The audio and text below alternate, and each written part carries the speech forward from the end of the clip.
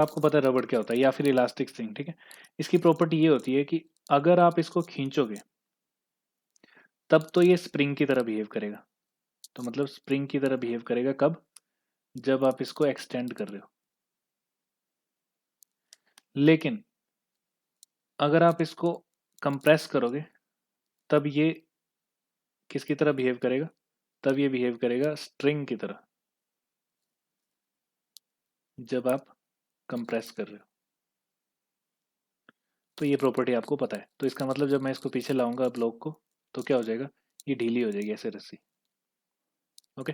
जब दूर लेके जाऊंगा तो ये खींचेगी, ठीक है, टेंशन आ जाएगी एक टाइप से। टेंशन तो नहीं बोल सकते, मतलब अगर के कांस्टेंट है इसका भी तो के एक्स फोर्स लगेगी वापस, ठीक है।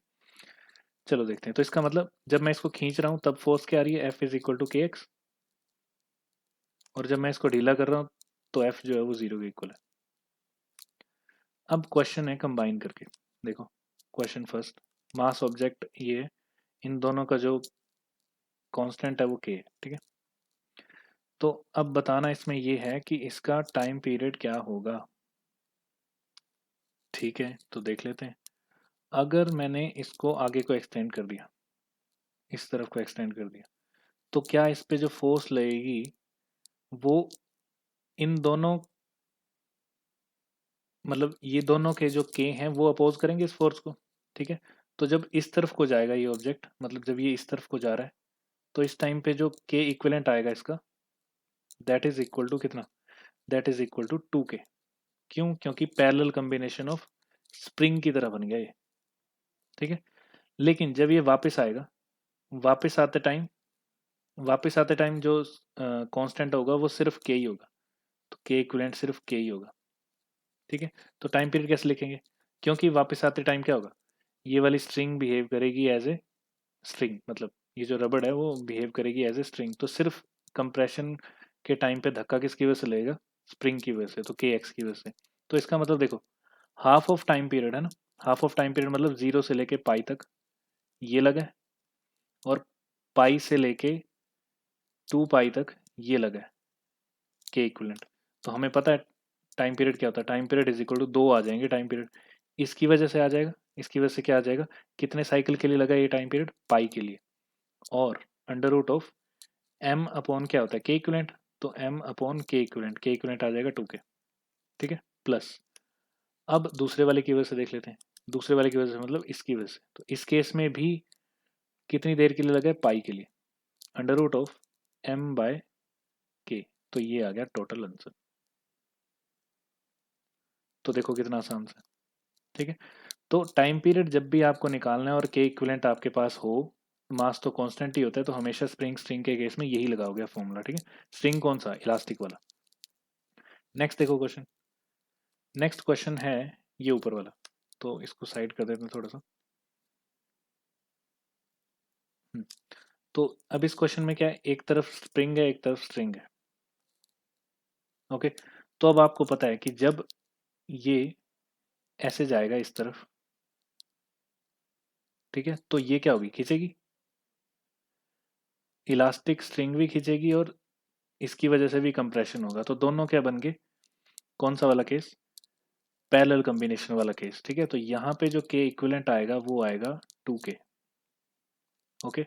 और बचे हुए हाफ पीरियड में, बचे हुए हाफ टाइम के लिए इस तरफ स्ट्रिंग की वजह से तो कुछ भी नहीं आएगा, क्योंकि दोनों के थे, ठीक है। ये जब मैं इस तरफ लेके जाऊंगा तो इस पे कुछ नहीं होगा, ये क्या हो जाएगी? ढीली हो जाएगी रस्सी, ठीक है। लेकिन इसकी वजह से तो आएगी ना फोर्स, तो इसकी वजह से जो के इक्विवेलेंट आएगा वो कितना आएगा? ओनली के, ठीक है। तो आंसर फिर से यही बन गया जो आपने पीछे लिखा है वो वाला, सेम टू सेम।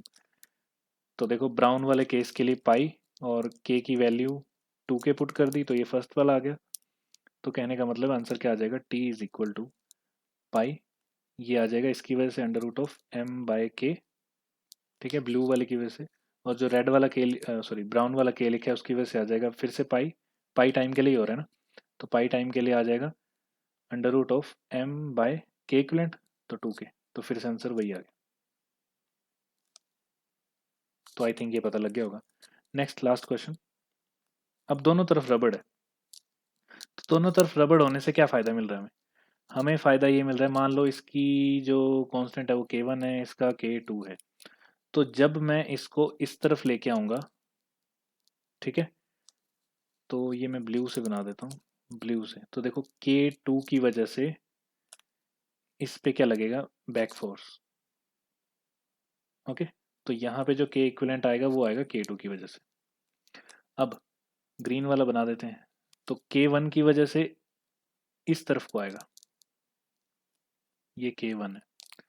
तो जो टाइम पीरियड आएगा वो भी ऐसा ही आएगा। तो कितने कितने टाइम के लिए लग रहा है, पाई पाई के लिए, ये भी पाई के लिए और ये भी पाई के लिए। तो पाई पाई का मोहताज है, तो इसलिए आंसर क्या आ जाएगा, t is equal to pi, pi के लिए क्या लग रहा है k1, तो under root of m by k1 plus blue वाले की वजह से क्या होगा, ब्लू का वाले की वजह से भी इतना ही होगा पाई के लिए m बाय, लेकिन उसका कांस्टेंट है k2। तो दिस इज योर आंसर। तो देखो बड़े सिंपल से कॉम्बिनेशन, ठीक है, आपको पाई पता होना चाहिए कितनी देर के लिए वहां पे वो ऑसिलेशन हो रही है, और के के इक्विवेलेंट क्या है, ठीक है। तो इस तरह से जो आप निकाल सकते हो। चलो नेक्स्ट देखते हैं। नेक्स्ट है कटिंग ऑफ स्प्रिंग। तो कटिंग ऑफ स्प्रिंग जो है वो एज इट इज उसकी तरह जैसे सीरीज कॉम्बिनेशन किया था, बस उसका अपोजिट है, मतलब प्रोसेस अपोजिट है। पहले हमने जोड़े थे, अब अलग अलग कर रहे हैं। तो अगर इसका जो लेंथ है वो एल नोट है, ओके, और कांस्टेंट के है, के नोट है, तो मान लेता हूँ मैं कि इसका m1 है और लेंथ L1 है, इसका k2 है और इसका लेंथ L2 बनी है, ठीक है। तो कटने के बाद ये हो गया। तो ये हमेशा कैसे होंगे, ऐसे L1 K1 इसी रिलेशन में, ये मैंने बताया भी था आपको, K2 L2 is equal to K note L note, ठीक है। इसका मतलब हम इन दोनों में से किसी को भी इक्वल कर सकते हैं। देखो मान लो मैं इसको और इसको इक्वल कर देता हूँ, तो क्या आ जाएगा, ऑब्वियसली इसकी वैल्यू तो मेरे को पता ही होगी क्योंकि इसी को तो तोड़ा सामने। तो इसकी वैल्यू पता होगी तो मैं k1 निकाल सकता हूँ यहाँ से। L1 तो मेरे को पता लग ही जाएगा जब काटेंगे इसको, तो L1 पता लग जाएगा, तो इसका मतलब k1 मैं कैसे निकाल सकता हूँ, k note L naught by L1। और ये हमेशा k नोट से बड़ा ही होगा, मतलब पुराने वाले से नया वाला कटने के बाद जो कांस्टेंट बनेगा वो बड़ा ही होगा। दूसरा देख लो, दूसरे में क्या है, दूसरे में इन दोनों को कंबाइन कर देते हैं। तो यहाँ पे k2 की वैल्यू क्या आ जाएगी, k2 इज इक्वल टू ऐसे ही k note L naught upon L1, और ये ऐसे करके k नोट से बड़ा ही होगा, सॉरी L2 है ना, यहाँ L2। तो ये भी k नोट से बड़ा होगा। इसका मतलब जब भी हम किसी को काटते हैं तो उसका स्प्रिंग कांस्टेंट बढ़ जाता है। ओके, तो ये याद रखना आपने। नेक्स्ट चलते हैं। तो नेक्स्ट है हमारे पास टू ब्लॉक प्रॉब्लम्स, ठीक है। अब देखो टू ब्लॉक प्रॉब्लम्स में क्या होगा कि एक मास लगा है यहाँ पे m1, एक लगा है m2। ओके, तो मैं क्या कर रहा हूँ, जैसे मान लो कि इसको फोर्स लगी कुछ, तो इस पे भी इफेक्ट आएगा कुछ, ठीक है। तो ये दोनों आगे को चलेंगे लेकिन वाइब्रेट करते हुए। कैसे वाइब्रेट करेंगे वो, अब ऐसे ऐसे, मतलब आगे वाला जो है वो ज्यादा वाइब्रेट करेगा ऐसे ऐसे करते हुए, ठीक है, और पीछे वाला जो है वो थोड़ा सा वाइब्रेट करेगा, लेकिन दोनों चलेंगे आगे को। कोई ग्राउंड से खड़े होकर देख रहा होगा इनको तो ये आगे को चलते हुए देखेंगे, लेकिन वाइब्रेट करते हुए चलते हुए देखेंगे, ठीक है। तो अगर मान लो कि मैं सेंटर ऑफ मास पे खड़ा हूँ इसके, मान लो इसका सेंटर ऑफ मास यहाँ कहीं आ रहा है, यहाँ पे खड़ा हूँ, तो क्या होगा, ये दो पार्ट्स में डिवाइड हो गया यहाँ से, एक L1 एक L2, ठीक है। तो देखो मेरे पास इक्वेशन आ गई। एक तो मैं सेंटर ऑफ मास का फॉर्मूला लगा के इसको लिख सकता हूँ कि जो m1 L1 है that is equal to m2 L2।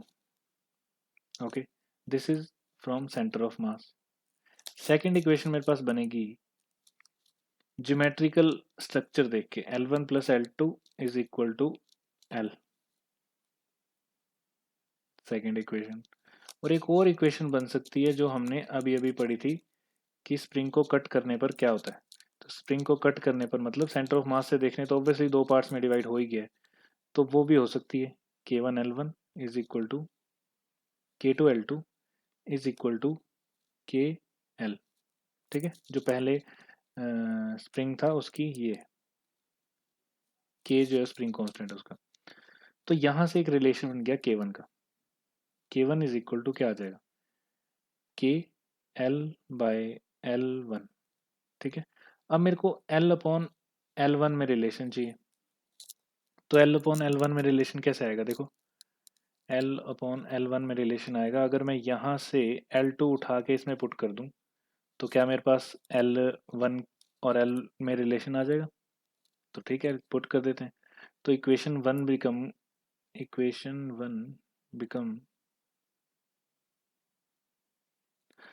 One becomes क्या बन जाएगी?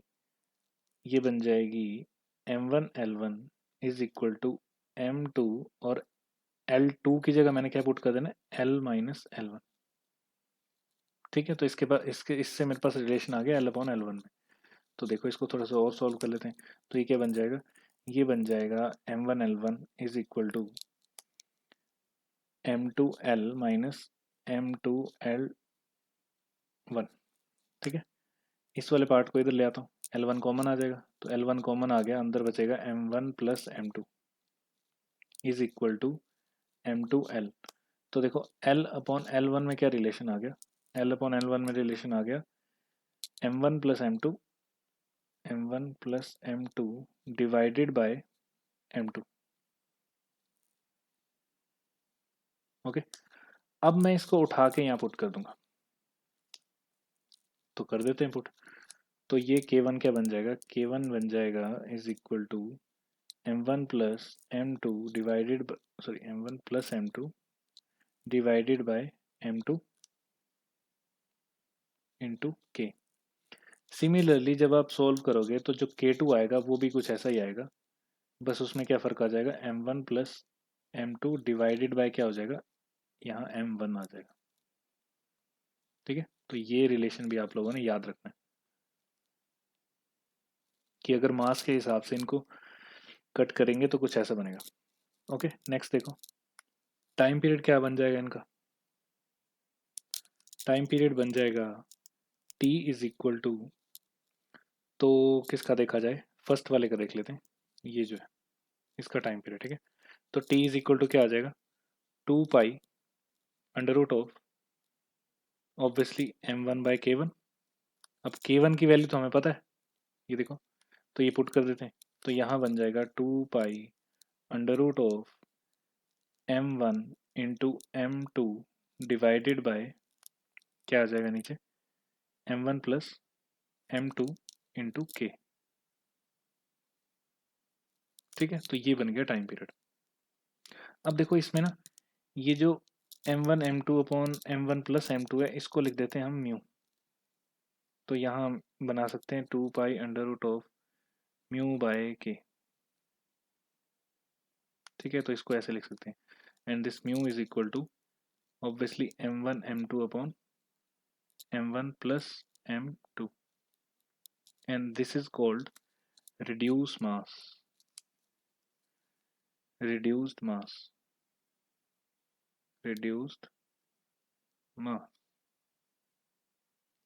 ठीक है, तो ये बन गया आपका टू ब्लॉक कॉम्बिनेशन के डेरिवेशन।